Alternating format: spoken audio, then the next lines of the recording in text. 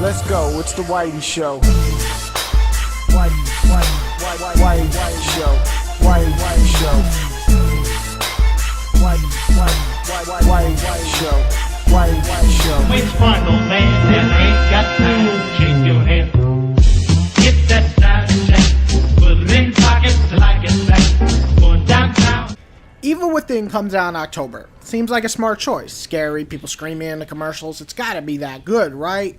Well, if anything, going by Paranormal Activity, not good. Anyway, Sebastian is dragged through what I like to call the craziest hell world I've ever seen in a video game. You go inside this asylum in the beginning of the game, meet a creepy kid called Leslie, like, why the fuck is his name Leslie? And boom, the world falls apart. Then you get thrown into this weird as fuck places with this hooded assassin looking motherfucker named Ruben or Ruvik, whatever you want to call him, and he's chasing your ass and he gonna kill you.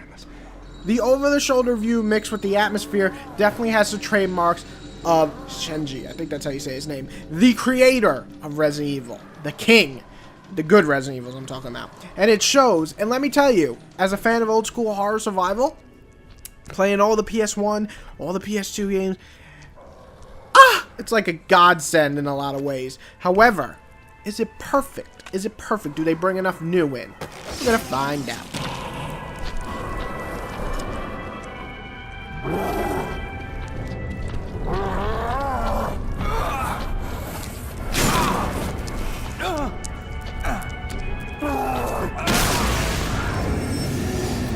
Which one, old man, that ain't got to shake your head? Get that side check, put it in pockets like it's black. Going downtown. Atmosphere. Just like a similar horror title that just came out not too long ago, it is amazing. From mansions to cabins to streets filled with ghouls, demons, chainsaw fuckers, and much more, you have a wonderfully twisted looking game with tons of different environments to actually explore. You don't stay the same setting, and that is awesome. The gameplay is very solid. Let's get this out of the way. If you are looking for a game with tons of ammo every time you kill someone and just blast shit away like Dead Space 3 or Resident Evil 6, which, don't get me wrong, I enjoyed both for what they were despite the problems, this is very, very different. This is survival at its finest. You start a few chapters thinking, hey Whitey, what are you talking about? I have plenty of ammo right now.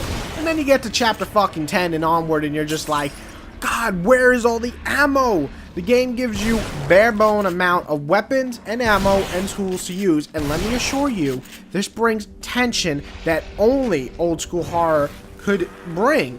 Only one or two situations did I ever feel it was unfair, and that is absolutely great game design.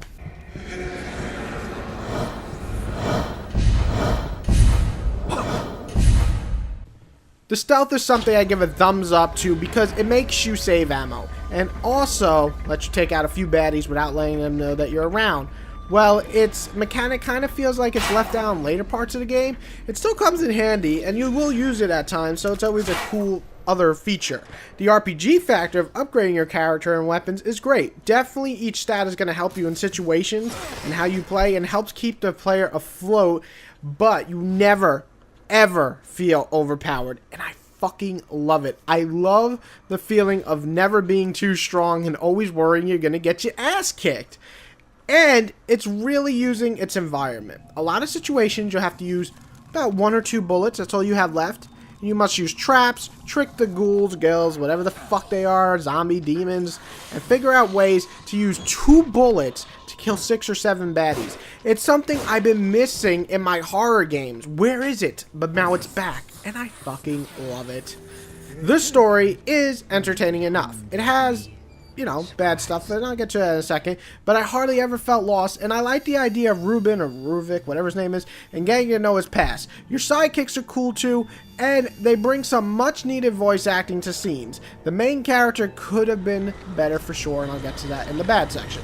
Content. This is the last big feature. Content is big, and you know, that's a big thing with gamers. You buy a new game for $60, so this game does have New Game Plus and higher difficulties. Now, saying that, this game itself, on your first playthrough, is going to stretch anywhere from about 12 hours to an amazing 16 to 18 hours, mattering how you play and how much you explore. How awesome is that? You don't get that length in games anymore. And unlike fucking Aliens, this feels fresh each and every level. So, awesome. Great job.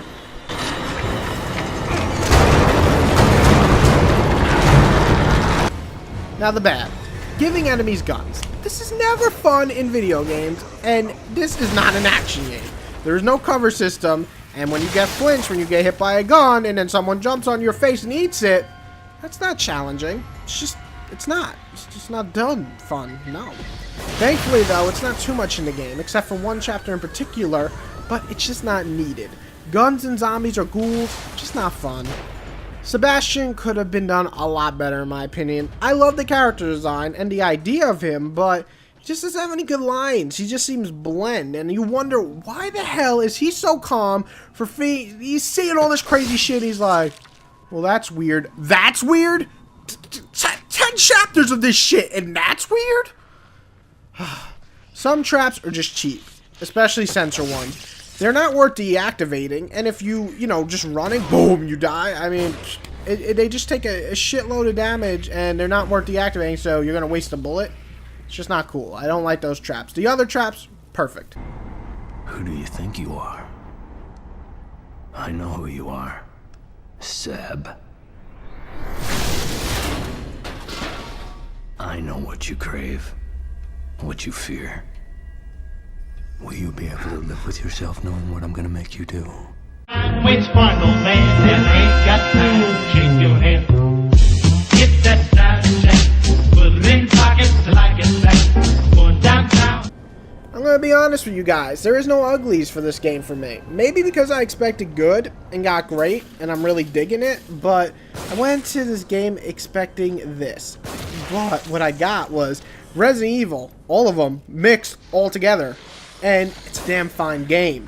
Sure, there's some crappy traps and boring protagonists and gun-wielding ghouls that hold it back from making the story even better and the gameplay flow even smoother, but when you're in a room, right, think about it, with 8 ghouls, and you got 2 pistol bullets, and you somehow have to figure out how to kill them all. It is so badass. It is so tense. It's so fucking amazing for us old-school horror fans. I just can't. I'm going to have to give this one an 8.5, and I think it's a great game, held back by a couple of minor, mostly technical flaws, and I recommend it for everyone who enjoyed old-school Resident Evil, and definitely for gamers who want a challenge. Everyone have a good Halloween. Yes, I am self-promoting myself real fast. Killing Your Boss is free, so I'm giving it away right now if you're watching this review, probably today and tomorrow when I put it out. You can pick it up on the Amazon store. I put a link in the description bar. All you got to do is click it. Click download. You can download on your computer, Kindle device, iPad, iPod, iPhone, Android device, Android phone, anything really. And it's free. So it'd be awesome if you want to check out a pretty horror-filled story with this horror-filled game. And I hope you enjoy it. And let me know if you pick it up so that I can thank you and also give you a handshake. Virtually. Yeah. Keep on the lookout for more reviews coming. Oh, it's gaming season, baby. And Sunset Overdrive, I have a good feeling.